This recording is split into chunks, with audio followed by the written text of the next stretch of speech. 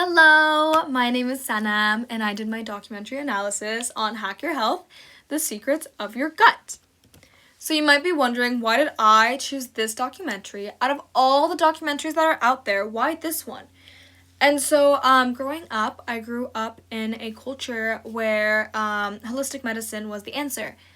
And if you don't know what that is, it's just healing yourself from within through your diet. So instead of going to the doctors to get medicine for your flu, you eat some herbs and you call it a day. And I never understood why it worked. I just knew it did. So seeing this documentary was mind-blowing for me because I'm like, oh my god, science is backing up what my ancestors have been telling me for centuries. So pretty much, society tells us all the time that you need to work out, you need to journal, and you need to eat a quote-unquote healthy diet to stay healthy. Even though that healthy diet is quite restrictive. You can't have dairy, you can't have sugar, you can't have carbohydrates. You can pretty much only have protein and veggies. That's it. The documentary actually says no to this very stereotypical way of being healthy. They tell you that, no, actually, you have to just keep your microbiome healthy. That's it. It's as simple as that.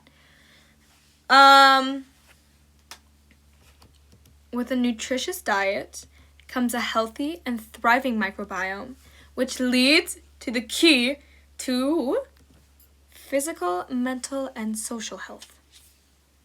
That's pretty much what the documentary is talking about the entire time. So the first piece of evidence that they use, which I talk about in my paper, is testimonies.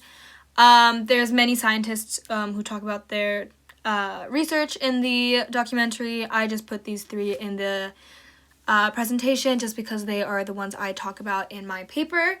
I like the fact that within the testimonies, even though they all are researching about the gut, there's a wide variety of them. So John Cryan, who's a neurologist, he's going to be studying about how the gut affects the brain, but Justin Sonnenberg, who's a microbiologist, isn't really going to be studying how the brain works or how it is affected by the gut.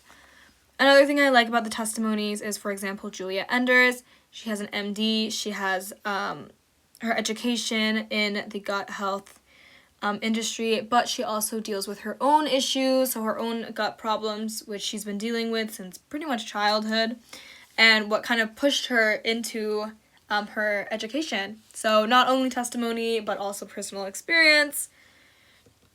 The second piece of evidence that I talk about is stats. I enjoy stats a lot. One of the stats that they talk about in the documentary actually is how 70% of your immune system lives in your microbiome. Not in your microbiome. I'm sorry. In your gut, which that's where your microbiome is. I think that's crazy because if you don't have a good diet, then you're not going to have a healthy gut, which is a problem because 70% of your immune system lives there. I like stats personally just because it's very firm. It's very, it speaks for itself. Many people can say many things, but stats speak for themselves.